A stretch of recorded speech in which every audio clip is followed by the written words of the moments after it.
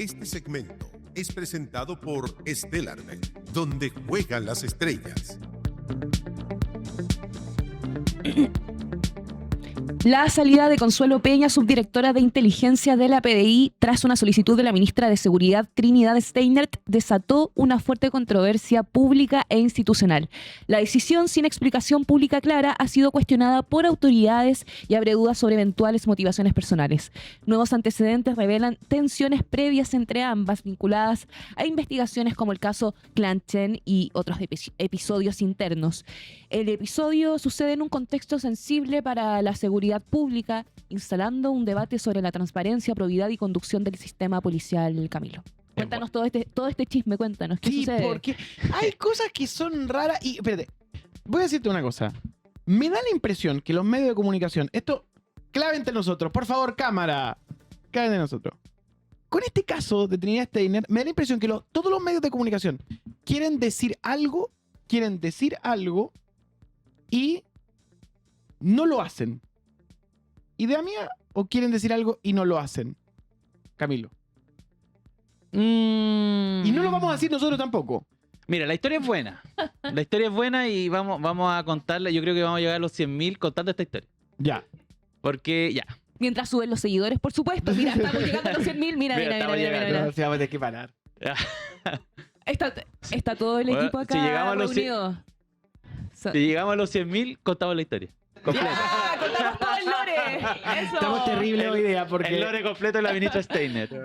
Acá está todo el equipo reunido. Sí, no pueden verlos, pero está la Si Monza, llegamos está el a José, la 100.000 Jo. decimos lo que no quieren decir los medios. Eso. Contamos la verdad. Y mostramos las imágenes que Decimos mandaste ayer, 4, Camilo. no decimos lo siguiente, decimos 4M4 En NP3. Qué impresionante. Vamos a llegar a los 100.000 quedan en vivo y en 18. directo. Mira, 84, 85. Mira, si 4, 3, ¡Dale, 12. papito! Soy Muy bien, pésimo en bien. A matemáticas. depositar. 10, quedan 10. 10. Todo el equipo, 10. ¡Qué locura! 9. esto se... 10, 9. 10, 9, ¡Vamos! Por Trinidad 8, Steiner, por Trinidad háganlo. Steiner. 8. 7, 7. 6. Ya, Nicolás, te sacáis la camisa. 5. 5, 4. ¡Oh! ¡Dale, Camilo! 4, 3, 100.000 2. seguidores. Hiperventilado. ¡Feliz año nuevo! Gracias a todos, Trinidad Muy Steiner. bueno.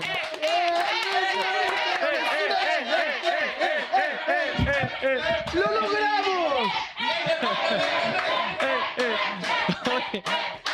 ¡Lo logramos! ¡Tenemos placa! ¡Sin trampa! Muy Muy bien. bueno. Muy bueno. Muy bueno, momento histórico. Estoy llorando. No, increíble. Hemos logrado 100. Nadie, Emocionante. para todos aquellos que están en este momento mirando, Geraldine se va a Buenos Aires. Se va a Buenos Aires. ¡Viva la libertad, carajo! Vamos a pegarle ahí un pape a Javier Milei, porque puta que se lo merece. Pobres jubilados, mira, estoy toda hiperventilada y también mi pelo, estoy súper emocionada. Felicidades al equipo, me parezco a, ¿cómo es? Loco por Mary, cuando se pega eso. ¿Cachai?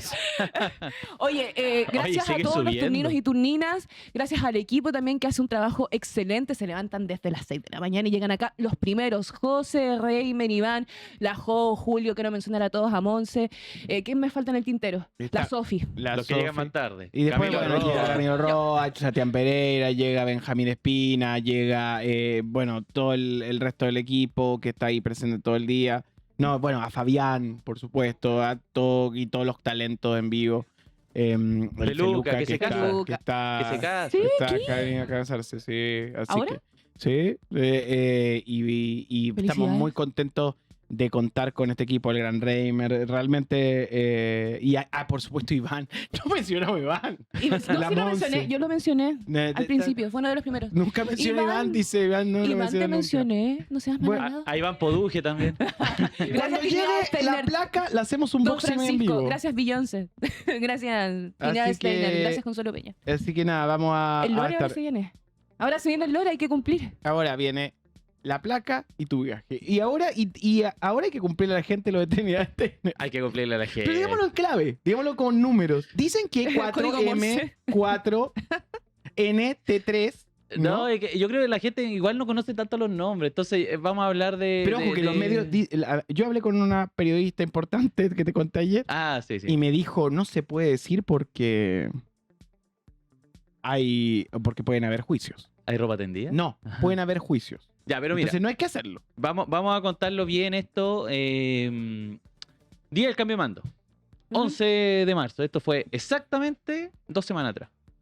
Fue el cambio de mando. 2 días después, el día viernes, la ministra Steiner pide, oficia al...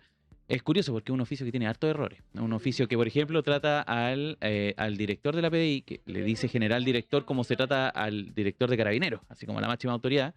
Entonces tiene ahí un par de pifias, pero más allá de las pifias, pide información sobre los detectives, funcionarios de la PDI que trabajaron en la desarticulación del Clan Chen, que mencionó la Yeye. Para contarlo muy en simple, el Clan Chen era una red criminal de origen chino que operaba en distintas partes del país, pero tenían un núcleo importante en Tarapacá.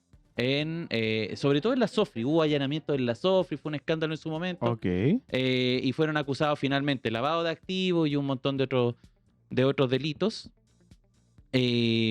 Ocurre eso, pide esta información y, digamos, podría pasar como información que sea... tenemos una... No, espera. ¿no? Es que, Ya. terminemos la idea y cargamos la alerta, porque hay noticias en desarrollo. Ya, por mientras, ocurre esta desarticulación del Clan Chen, pero durante el procedimiento del Clan Chen, que ella misma lideró, esto fue un operativo de la fiscal Steiner, estos funcionarios de la PDI, varios fueron trasladados a distintas partes del país, como que se desarticuló el equipo. Y lo que pide ella es información muy detallada respecto a estas personas. No pasa ni una semana más y ella al viernes siguiente solicita al director de la PDI, Eduardo Serna, la salida de la directora de inteligencia que ha sido noticia toda esta semana. ¿Por qué? Y eso es lo que tal vez tenga mucha gente captando la atención, es que una de estas personas, que era uno de los funcionarios que fueron trasladados, dice, esto es un reportaje Bio Bio, ellos fueron los que tenían la primicia, dicen que era pareja, no pareja, era cercano. Es el concepto que ocupan. Le pueden decir como sea, pero el concepto clave es cercano. Era una persona, podríamos decir, de confianza, ¿ya? Y ahí muchos pueden especular, digamos. De hecho, como que en cierto modo el reportaje de Bio Bio lo deja a la interpretación libre. Pero era una persona cercana que habría sido trasladada de esto. Y básicamente lo que se especula es que ella solicitó la salida de la directora de inteligencia, quien realizó esta salida y esta desarticulación del equipo, a modo de venganza, digamos. Eso es muy en simple, muy en sintético lo que habría ocurrido. ¿Cuál es el problema? Es que esto genera conflicto en dos ámbitos. Uno es el institucional, porque la salida de los altos mandos policiales es potestad exclusiva del presidente de la República. Y al parecer el presidente de la República no tenía idea de esto, que un ministro le estaba pidiendo la salida a personas de la PDI. Y lo otro es que cuando se suele pedir salida de altos funcionarios de todas las ramas de la Fuerza Armada o de la PDI o Carabineros, siempre es algo que suele ocurrir a fin de año, en diciembre. Y acá está ocurriendo marzo. Entonces, evidentemente es algo inusual, es algo llamativo y es algo que tiene muy en alerta a la PDI, a Carabineros. O sea, esto generó mucha molestia y preocupación. Entonces, en el fondo, ¿qué pasa muy en síntesis respecto a lo de la ministra Steiner? Es que ella se tomó atribuciones que no le competen al pedir la salida a un funcionario. Ella ayer le preguntaron No recuerdo si fue ayer o el lunes.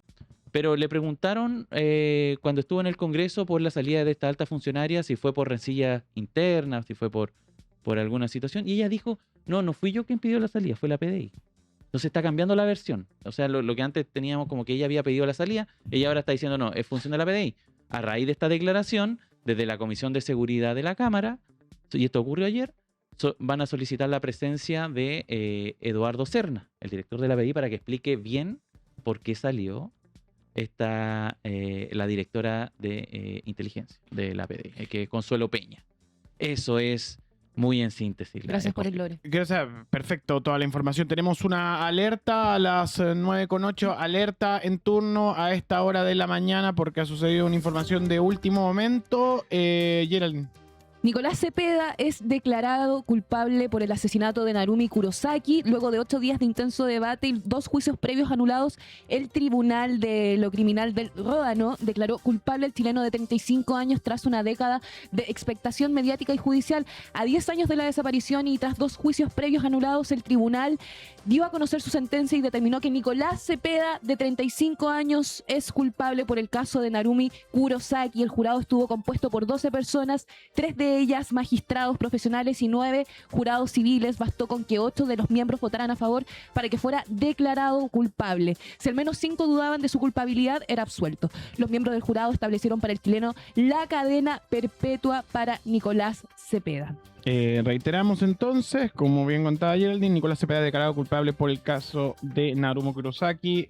Conmoción nacional y por supuesto mucha atención sobre todo esto. Está apareciendo en todos los portales de noticias. Este caso que por supuesto se ha extendido durante largo tiempo y que durante un momento se veía y pintaba para otro escenario, hoy se ha concretado. En títulos de BioBio aparece claro, Nicolás Cepeda culpable del caso de Narumi Kurosaki. El acusado, este jueves Cepeda fue declarado culpable. En Francia, el acusado cierra los ojos, luego se acurruca en su silla y se pone la cara entre las manos. Detalla un medio local, que es el diario Les Républicains. Cepeda había sido condenado a 28 años de cárcel por los 2 juicios anteriores, mientras en esta instancia la fiscalía había pedido 30 años. Supieron, a lo mejor lo comentaron en la mañana, pero que estuvo ayer la ex diputada Sí, Maite Orsini, Sí. que también contó su relación personal con Nicolás Cepeda, y por eso estuvo en París, en Francia, justamente presenciando, digamos, esta condena de cadena perpetua. Es el tercer juicio, no olvidemos eso, que recordemos que hubo 2 procesos anteriores judiciales que ya habían declarado culpable a Nicolás Cepeda. Estamos con más noticias del último momento. Vamos al puesto número 2.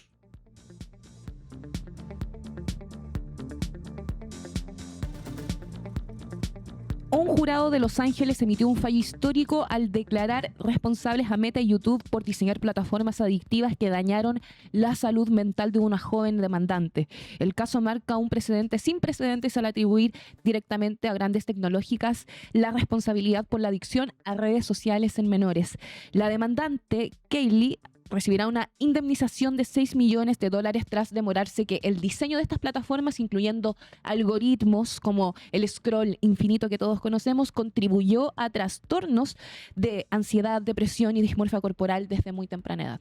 Bueno, esto es parte de toda una agenda mundial que tiene que ver con cómo Internet afecta al uso de la vida diaria. También hemos visto baneos de redes sociales en Australia para chicos de 16 años, lo que está pasando en Chile con respecto a los colegios y por supuesto este hecho histórico que es bastante sorprendente en relación a los juicios que se han efectuado contra Tecnológica en Estados Unidos. Sí, yo creo que esto en el futuro va a ser en materia de películas, series, porque finalmente es el caso de una ciudadana, Kaylee, de una ciudadana de 20 años, que decidió demandar a Meta y a Google por Meta y todas sus plataformas.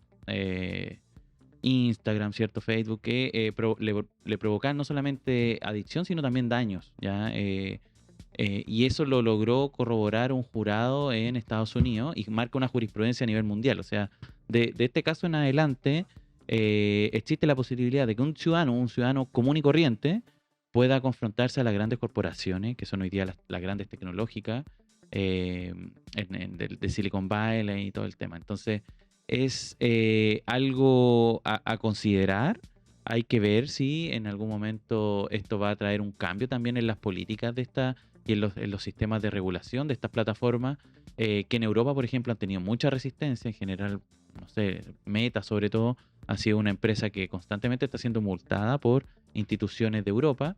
En Latinoamérica esto no se ve mucho, ¿eh? Es como que es un tema siempre que ya están ahí, ¿cachai? Como que no le tomamos el peso, pero en Ujú. general son temas de primera línea. Vimos, por ejemplo, y esto fue casi a cadena nacional, Mark Zuckerberg declarando en esta, detallando también cómo funcionan las propias plataformas. Entonces, es algo que marca un precedente, hay que ver cómo evoluciona de aquí en adelante este tema. Oye, algo corto, como contexto, comenzó a usar YouTube Kaylee a los 6 años e Instagram a los 9 sin controles efectivos de edad. Durante el juicio declaró, dejé de comunicarme con mi familia porque pasaba todo el tiempo en las redes sociales. Cuando ya tenía 10 años, desarrolló lamentablemente ansiedad y depresión, además de una obsesión por su apariencia física.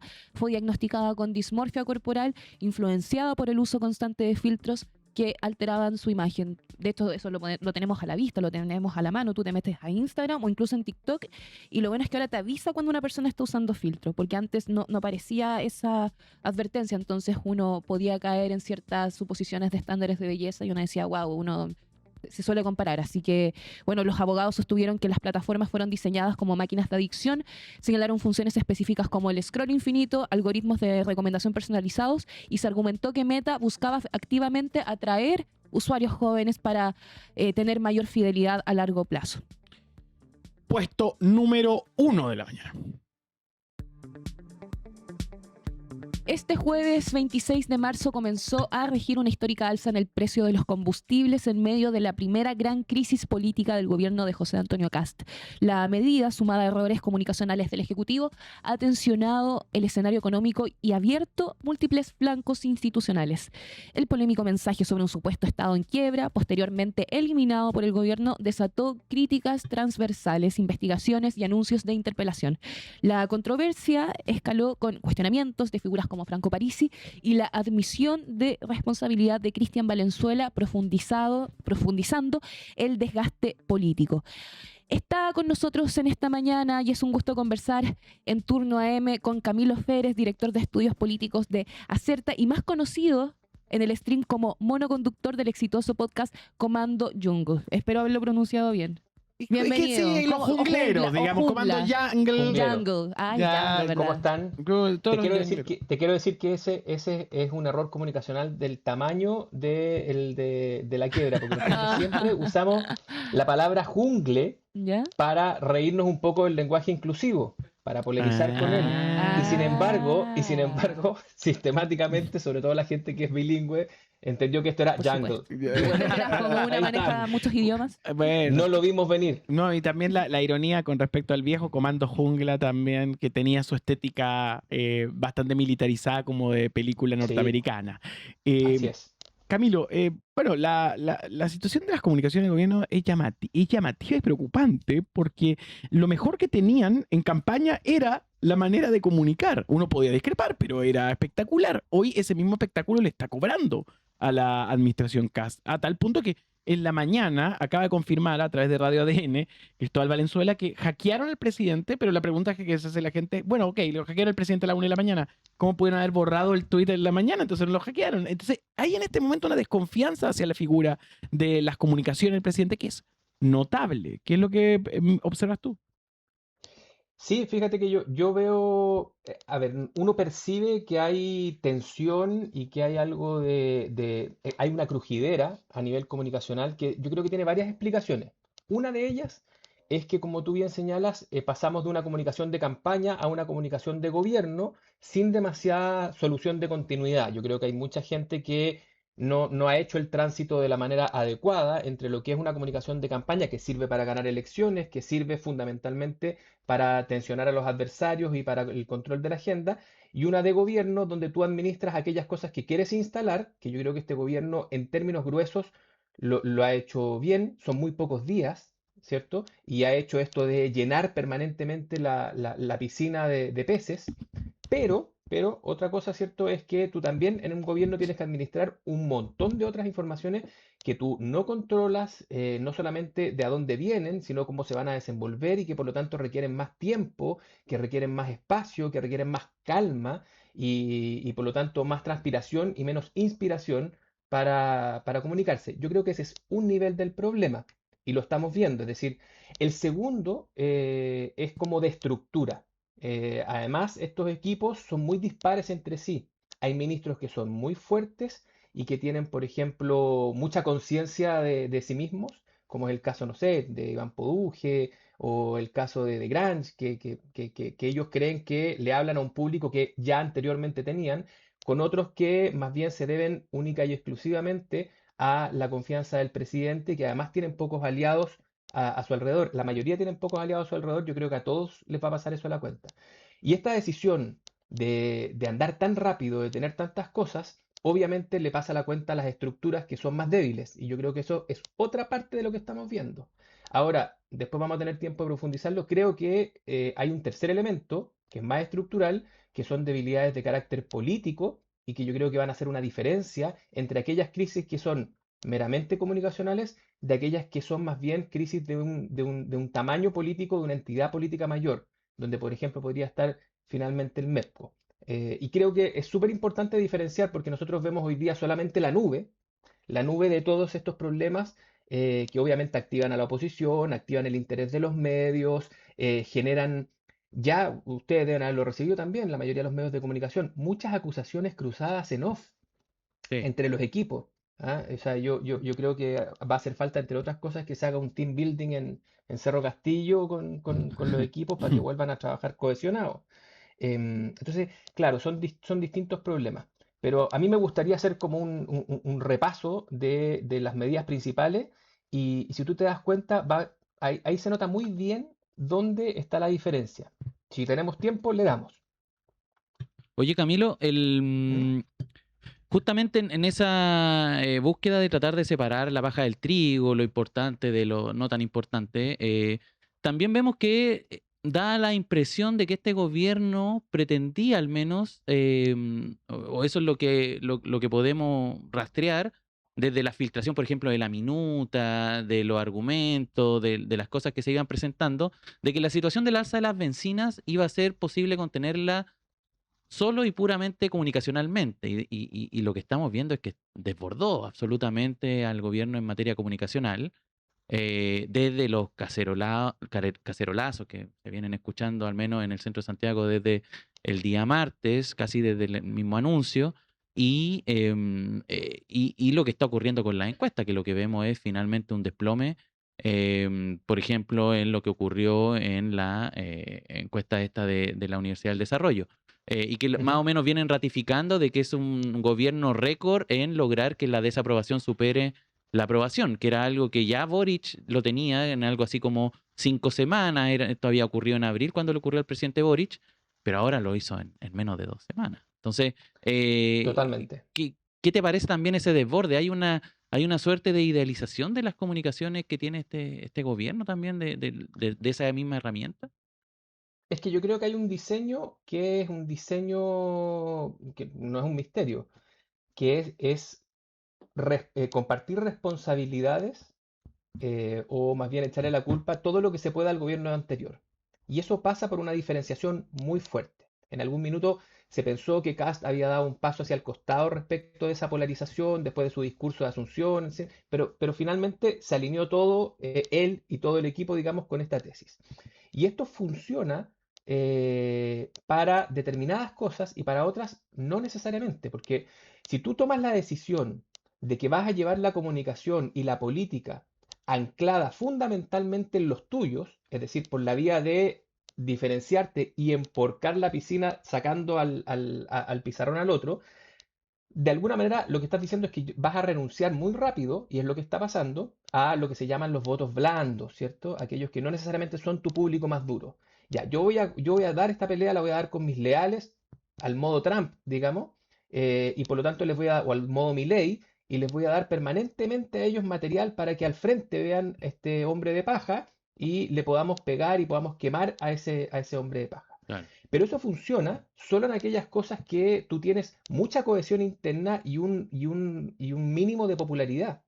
Entonces, si tú hacías el repaso y perdonas lo esquemático con las medidas principales, esto iba bien porque estos elementos estaban alineados. O sea, por ejemplo, piensa, salgamos un segundo del petróleo, que es el conflicto de ahora, que es Claro. más complejo. La zanja. La zanja tensiona a la oposición, ¿cierto? Y se diferencia con ella. Se alinea con el discurso político de la derecha, se alinea con el discurso político de la derecha y por lo tanto, check, ahí tienes dos check. Es popular, es popular. Por lo tanto, funciona. O sea, de estas tres patas, esto va alineado. Si tú haces ese repaso, por ejemplo, con otras medidas, el recorte de los ministerios, tensiona con la oposición, se alinea con el discurso de la derecha, es popular, sí, se le construyó una popularidad suficiente porque esta idea de que estamos quebrados, la idea de los operadores políticos, ¿cierto? Funciona y le da marco a esto. Entonces, check, y eso con esta tesis comunicacional funciona. Incluso para la rebaja de impuestos, que es problemática desde el punto de vista de la popularidad, diferencia con la oposición y se alinea con el discurso interno. Entonces, ¿qué es lo que pasa con el MEPCO? Que uno, si hace este mismo repaso, te va a dar cuenta de que es diferenciador con la oposición.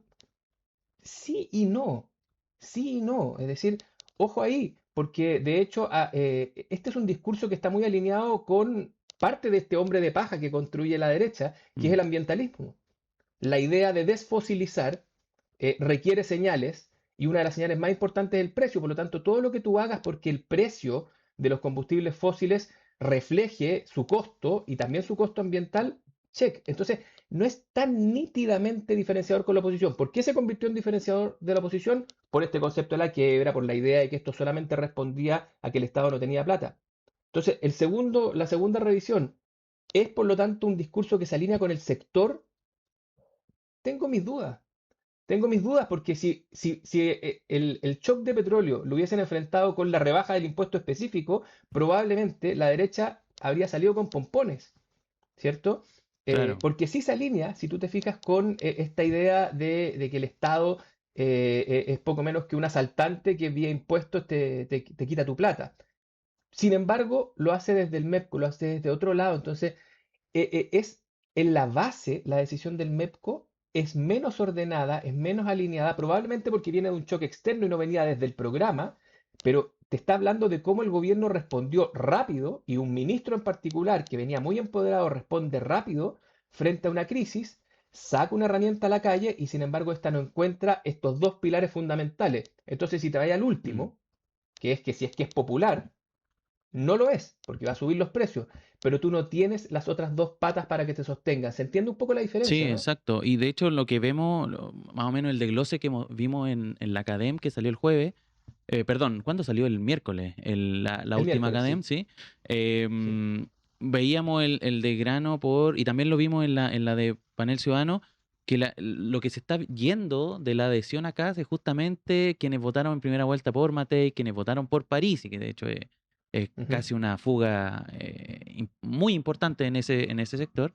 Y quería preguntarte, porque tú ya más o menos lo tocaste, pero pese a que podríamos decir que la cena está servida para la oposición para armar su festín con esto, lo que vimos ayer en el Congreso, por ejemplo, esta discrepancia entre el modo Chicardini, pidiéndole la renuncia al ministro Quirós, por un Ujú. lado, y después la presidenta del Partido Socialista, Paulina Bodanovich, invalidándola totalmente, diciendo, no, esa no es la posición del partido, ni nuestra, ni de nadie. Entonces, solamente y le dijo diputada Chicardini, como en un gesto de aminorar su estatus, por así decirlo, muy entre Ujú. comillas eso, porque puede ser también un simple error.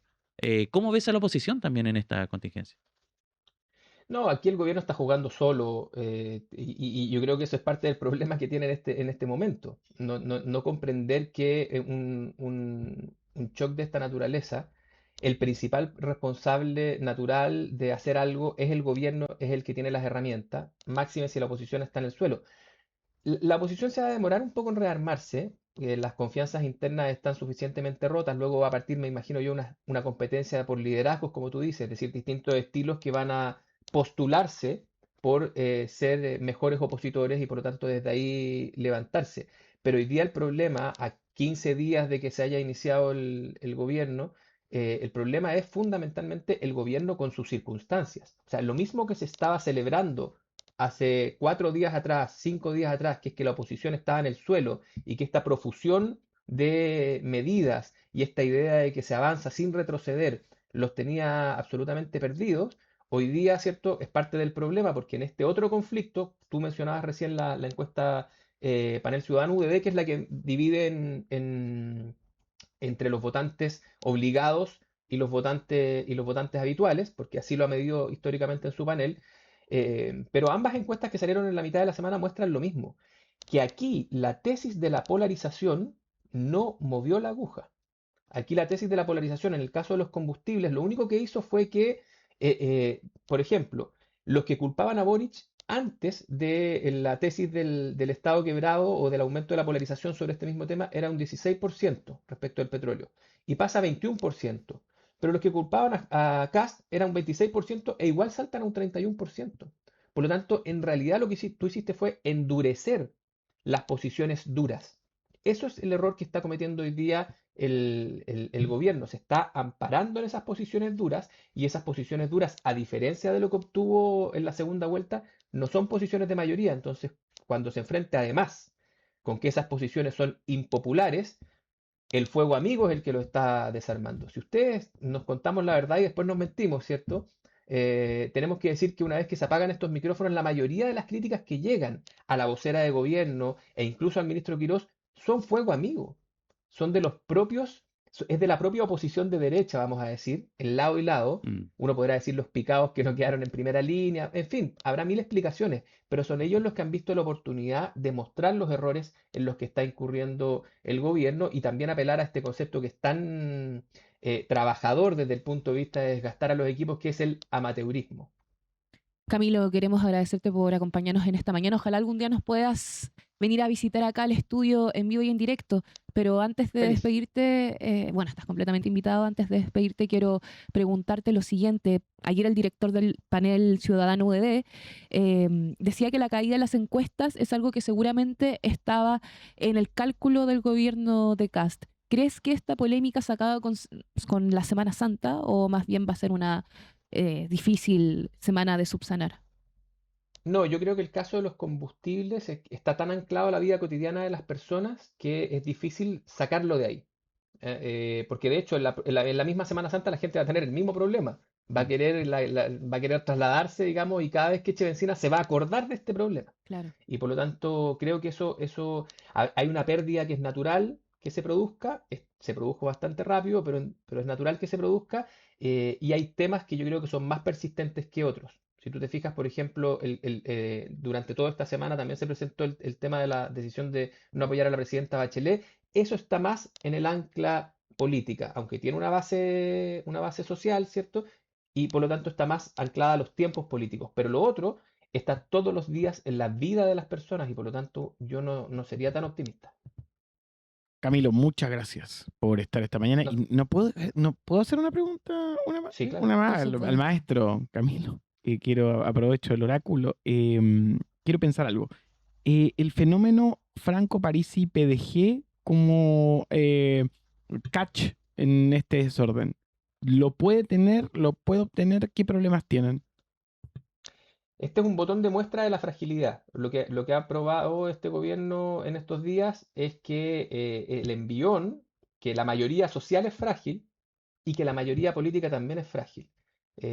Coexiste la mayoría teórica que puede obtener el gobierno por la vía de sus propios votos, más los que están a su derecha y justo a su izquierda, vamos a decir, para ponerlo en términos muy, muy elementales, es igual de frágil. ¿Por qué? Porque coexiste con dos candidatos presidenciales. Uno es Johannes Kaiser, que va a estar anotando cada vez que el gobierno se desvíe de la sana doctrina para marcárselo, y otro es Franco Parisi. Por lo tanto, cada vez que haya una oportunidad como esta, uno o ambos partidos, el Nacional Libertario y el PDG, van a tener una oportunidad de crecer a costa del gobierno. Pero permíteme decir algo, cortito. Yo creo que Kaiser cae ahí en una trampa, porque de alguna manera puede pasar lo de Marco Enrique, le pueden quitar las banderas. O sea, no, claro. la administración Es un actual parece quitarle la bandera al Nacional Libertario. Es un gallito, pero pero él va a estar esperando su momento para marcar sus diferencias. Y por lo tanto, cada vez que el gobierno vaya hacia el foro político, va a tener que resolver estos dos problemas. O me alineo lo suficiente a la derecha para arrinconar a quien me podría comer desde ahí, o busco algún entendimiento hacia el centro, y en cualquiera de los dos casos es siempre una trampa a las sábanas cortas. Muchas gracias, Camilo, por tus reflexiones esta mañana. Un abrazo. ¿No? Sea usted.